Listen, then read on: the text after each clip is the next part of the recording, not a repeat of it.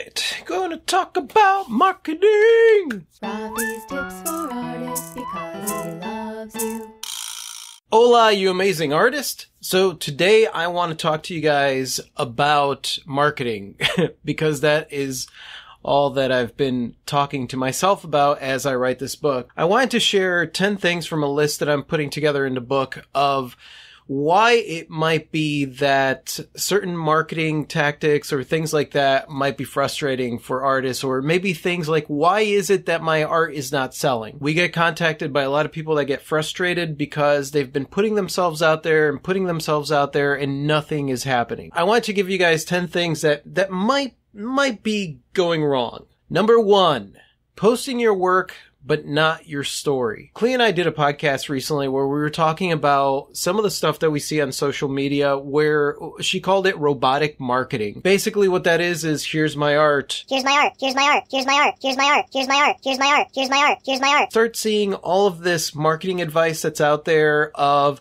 have a cohesive page, blah, blah, blah, blah, blah. Like, make sure that your color theory is the same. In my mind, as far as being an artist, it's not just about showing the product. It's about giving that story of who you are, why it was that you were doing it, but not in a way that's complicated. It doesn't have to be deep either. Like if you enjoy painting some flowers because you happen to see these flowers, even saying something as simple as I was walking and I saw these flowers and they caught my attention and I just couldn't help myself, but I needed to paint them or sketch them or whatever. That right there at least puts a story behind that picture and tells them where it is that picture came from. The second mistake that I see online, number 2, is using crappy pictures. For the most part, we are visual artists, but even if we're not visual artists, when it comes to sharing stuff online, take a little bit more time taking a picture. In essence, you want to look at how it is that the elements in the picture are arranged, where they make sense. Don't get confused by that. It's not really that. Basically, does the picture look cool to you? And the lighting is very, very important. So like most of my pictures, I take pictures outside, and we do have video of how to photograph art and stuff like that. So like most of those I take outside because the sun is the best source of lighting for taking pictures. Trust me, because I see a lot of pictures online where somebody had their flash on and all you see is a big flash bulb in the corner of the painting and you don't actually see the painting. So pay attention to the quality of the pictures. If you think it's a really cool picture, then use that, post that, use that creative mind of yours to not just see photography as a way to just share something that you want to share. See photography as an extension of your artwork, as an extension of your art form, as an extension of your creativity. Number 3, the third thing is artists using cookie cutter marketing that is out there. And unfortunately, artists get marketed to all the time by people marketing programs for artists to market their art. We are a great target market for that because a lot of us feel like we don't know enough about marketing, and so we get targeted by a lot of people that are marketing art, marketing to artists. The thing about that is that a lot of marketing techniques are designed for bigger companies, for products that don't really have a story, for products that have been around for a long time and maybe they're changing their branding or their image. So like a lot of that stuff just makes the whole process a lot more confusing than it needs to be. And that's one of the reasons that I'm putting this book together, because this book is going to focus more on your unique individual way of creating. You got to understand, like, you are not creating product, you are creating art. That art is very unique to who you are. And that message is unique to who you are as well. So it's not like you have to come up with some story in order to sell brown sugar water or anything like that. You already have a story. That's something to think about when you're looking at a lot of this stuff, because we all kind of get indoctrinated into that whole mentality of like, you have to market your art this way or that way. And really, we're kind of outside of that box, which brings me to number 4, which is focusing too much on a single target market, which is one of the things that gets really promoted when you're looking at any marketing across the board. The fact is that as artists, we create a lot of creations, and there might be things where there's already a market out there for it. And I've used that in the past when I say, like, if you love doing pet portraits, there are plenty of like online groups that are pet lovers, anything like that, whether it is a business that's in town or a festival that's in town that is specifically for pets. Those are places that you could target because you know that that's somewhere where there's an audience. Of course, somebody might want a portrait of their pet or something like that. So that's the way that you would use target marketing. But if you were just focused on that, I'm sure that you create more stuff. If you have anything that you create that you think to yourself, you know what, maybe there is a target market here, then I would diversify what it is that you're targeting. And speaking of diversifying, that brings me to number 5. And number 5 is relying too much on just social media. Actually, it's relying too much on just one method. The reason that that is an issue is because you underestimate the power and the value of everything that you do and how everything that you do is marketing. Everything from the way that you present yourself, the way that you meet people, the way that you talk to people. And I mean, I don't want to put any pressure on you because there is no need for pressure. It is understanding that, like, when you go out and talk to people, if you are doing a show or a festival, that is marketing. You are putting yourself out there in any way, shape, or form that you are putting yourself out there. That is marketing. That is just you putting yourself out there, promoting who you are. Whether or not you're having a conversation with somebody on a train, chances are they're going to ask what you do. You tell them that, well, I'm an artist, and they might be intrigued. They may not. They may have their own judgment about what it means to be an artist.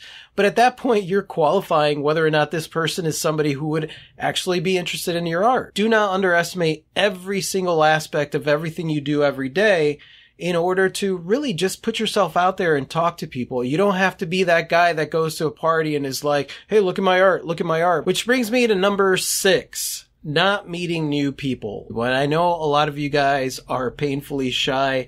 I know myself and Clea are actually very painfully shy, but we have also over the years put ourselves in situations where we would have to meet people, go to functions and events and art shows and things like that, and make it a point to introduce ourselves to certain people and get to talk to people. Not only things that have to do with the art world, but just about anything else that you have some kind of interest in. Because understand, the more people that know who you are and what it is that you do for a living, the more it is that you're putting yourself out there. A lot of people get very excited when they happen to know an artist. And so, like, when somebody starts talking about art, they'll start talking about their friend who is an artist. I'm sure you guys that have done shows have experienced this, where, like, somebody comes in and they see your art and then they'll tell you, like, well, my niece is an artist as well, and blah, blah, blah. And then she goes on and on. People will do that for us as well because we may be one of the only artists that they know. We learned a really fantastic trick from a friend of ours, Brooke, where instead of like bringing up a portfolio or something like that, you have your Instagram page, and you could, and when they ask, like, what does your artwork look like? You show them on Instagram, and then you say, you know, here's my page, and then they could follow you. That's one of the things. If people are interested, then they get to follow you right then and there. And as far as like following you online, number 7 is the other thing that I see that drives me a little bit crazy, is that cohesive names across the board on your social media. You don't have anything, some of you don't have anything that tie your names together. Like, you'll have one name on your Facebook business page, another name on your Instagram page. Like, they're all different.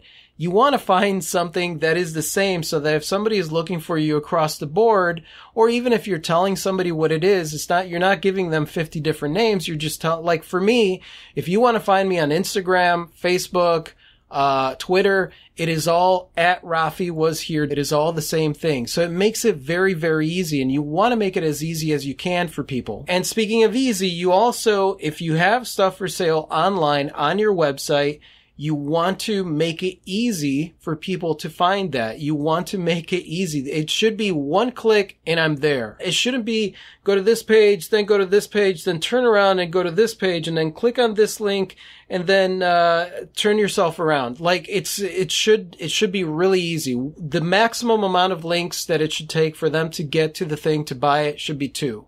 That is the maximum amount. Preferably 1. But 2 is the most. Which brings me to number 8, is some people are not paying attention at all to their websites. Like they build their website and then they put it up and then they just focus on social media and stuff like that. That is not great. And I understand that it could get overwhelming because like, well, what am I going to do with my website? The thing about it is what you want to do is use the social media, use any platforms, whether even if it's like Etsy, you have some stuff on Etsy and you have some stuff on your website, use those platforms to bring people to your site. And in order to bring people to your site, maybe have a blog. And the blog doesn't have to be anything major. A lot of people in marketing call it content marketing. It doesn't have to be content marketing. It could be your personal thoughts. You could be keeping a personal journal. You could be keeping an art journal. You could be keeping something where it talks about the different stuff that you're doing. It could be anything. You have to decide that for yourself and what you would be interested in writing. And it doesn't have to be super long or anything. You could have short quotes on a daily basis, whatever it is that you want. But the thing is, have your site not just be static. Make sure that you're bringing people to your site, because the way that it works is the more that somebody visits your site, the more familiarized they become with it. And the more familiarized they become with it, the easier it is for them to just think, oh, I'll just go there. For the most part, any new sites that you go to online are difficult to navigate because you don't know exactly where things are yet. But the more that people visit, the more that you visit, the easier it gets to navigate. So you want to do that for people. You want to bring them to your site. Also remember that platforms like Instagram and Facebook and all those stuff, that's great. That's fine and dandy. Etsy, they're here now, but they may not be here forever, and they run themselves. They have their own policies.